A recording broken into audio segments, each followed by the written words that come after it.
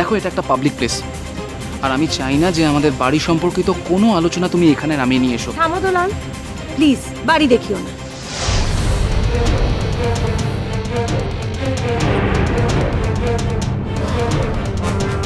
আমি তো না হয় তোমাদের বাড়ির আলোচনাটাকে রাস্তায় নামিয়ে এনেছি, আর তোমাদের বাড়ির বউ বলে যে নিজেকে পরিচয় দেয় না, সে তো নিজের রাস্তায় নেমে রং মেখে। Just shut up! Just shut up!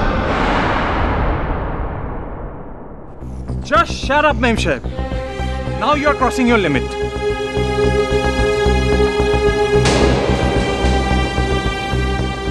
কার সামনে কাকে কি বলছো তুমি? আর এত বড় কথা বলার অধিকার তোমায় কে দিয়েছে শুনি?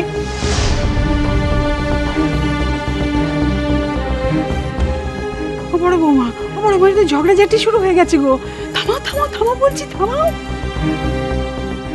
আমার মেয়ে একটা রাস্তার মেয়েকে নিয়ে এত কথা বলতে যেত না নেই। যদি না এই রাস্তার মেয়েটা আমার বাড়িতে গিয়ে উঠতো।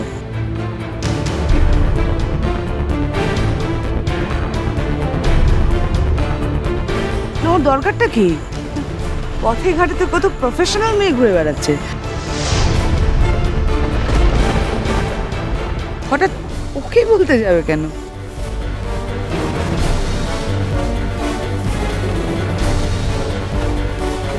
দিদি, আমার মনে হয় আপনি এবার একটু রাশ টান।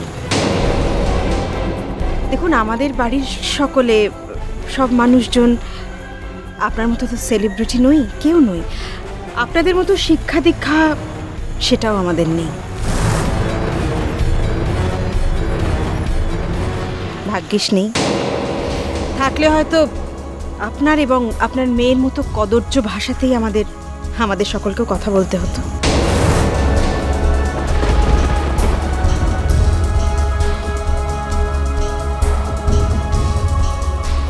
ছি ছি ছি ছি ছি ছি ছি, এসব কি করে উচ্চারণ করছে রে, মুখ দে, ছি ছি।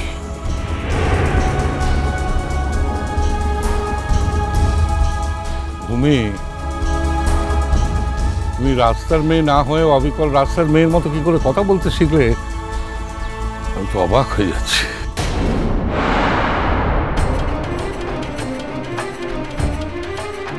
আরে বাবা, যে অভিযোগ কাজলের নামে এসেছে সেই অভিযোগ তো তোমার বিরুদ্ধে আমি করছি।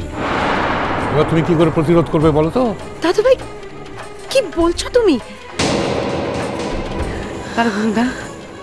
আপনারা আমাকে আর আমার মেয়েকে এভাবে অপমান করতে পারেন না, কোনোভাবেই পারেন না।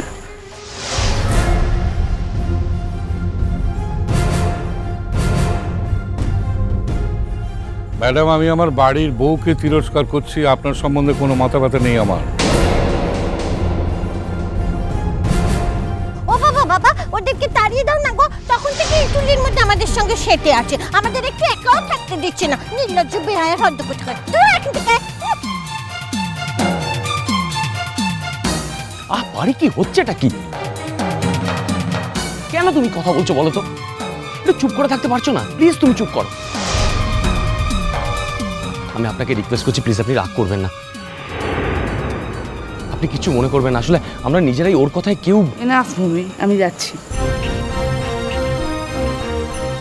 মা দাঁড়াও, এত কথা যখন আমায় শুনতে হয়েছে বাড়ির সবার কাছ থেকে, আমি এ বাড়িতে থাকবো না, আমি তোমার সঙ্গে চলে যাব।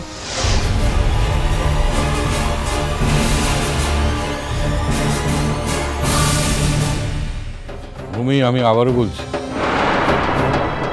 আমি তোমাকে অপমান করিনি, তোমাকে তিরস্কার করেছি।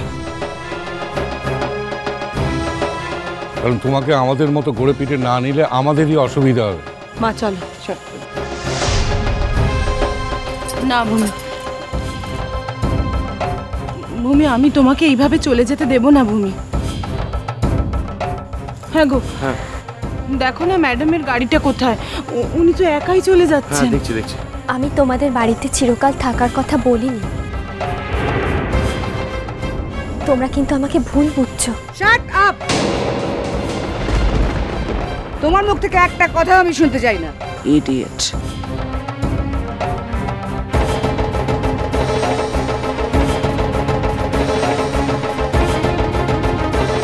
তুই ওদের সঙ্গে কেন কথা বলতে যাচ্ছিস? তোর কথার মানতে পেও, যেমনি মত তেমনি মেয়ে। দেখো ভূমি, রাগ করো না, একটু ঠান্ডা মাথায় ভেবে দেখো, তুমি যেভাবে কথা বলেছো সেটা কিন্তু ঠিক নয়।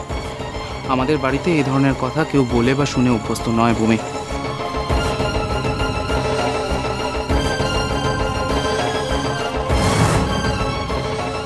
এই ভালো মানুষ বউ পাগল ভোলানাথকে কিছুতেই হাতছাড়া করা যাবে না। ওকে হাতের মুঠোয় রাখতে না পারলে সব মাটি। সরি সরি লাল, দাদুভাই সরি। উত্তেজনার বশে যদি কিছু ভুল বলে থাকি তাহলে প্লিজ আমায় ক্ষমা করে দিও।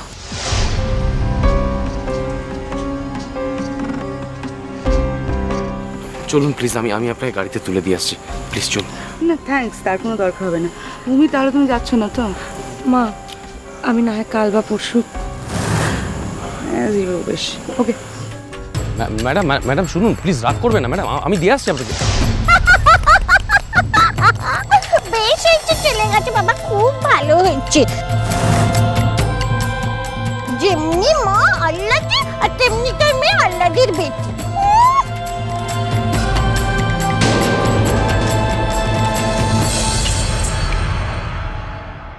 ঠাকুরজি। ছোটকা, আমি তো চীনে যেতে পারবো না, আমাকে একটু তুমি বিনু মামুর কাছে পৌঁছে দেবে? তুই যাবি না? না। ছোটকা, তুমি কি পারবে? বললাম যে তোমায় অন্য কারোর কাছে থাকতে দেব না। যদি কেউ না পারো তাহলে বাধ্য হয়ে আমাকে একাই।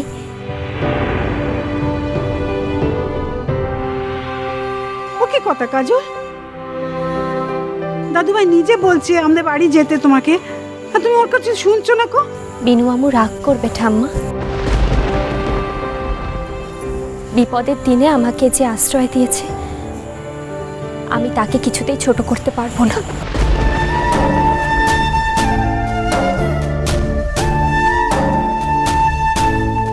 কাজল, সব দায় আমি নিয়ে নিচ্ছি। আমি না হয় বেআই মশাইকে বুঝিয়ে বলবো। আচ্ছা তুমি না হয় কালই যেও, আজকে যখন সবাই বলছে আজকে রাত্রিটা এখানে থেকে যাও। ঠিক হয়েছে, ঠিক হয়েছে, কেমন মজা, ঠিক হয়েছে। হ্যাঁ,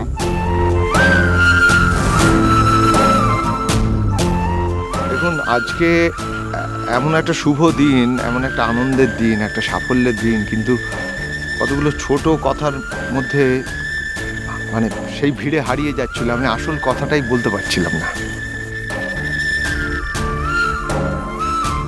প্রদীপের নিচে কালির মতো ভালো কথার তলায় ছোট কথা, খারাপ কথা চাপা পড়ে যায়, তাতে ভালো কথাগুলো আরো উজ্জ্বল হয়ে ওঠে, মনটা আলো হয়ে যায়।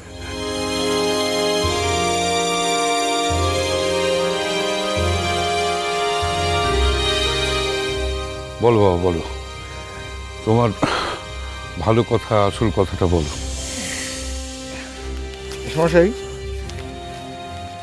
এই চেকটা রাখুন, 50,000 আছে।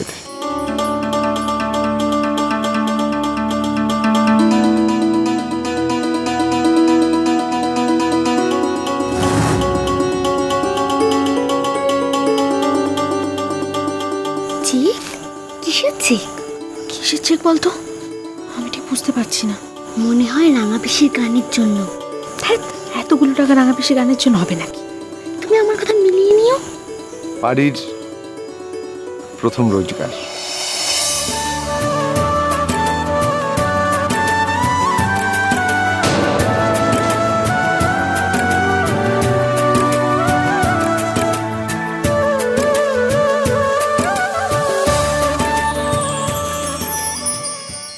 মানে মন্দিরে অভিষেক হয়ে যাওয়ার পর প্রত্যেকের নিয়ম অনুযায়ী ওকে যে ব্যবহার করেছে আর তারপর যে ও পালিয়েছে, সেই সব কথা পুরোহিত মশাই ও শ্বশুর বাড়িতে বলে দিয়ে গেছে। এসব কাণ্ড ঘটার পর তোর চালাক মেয়ে সুইসাইড করেছে সিম্পাথি আদায় করার জন্য।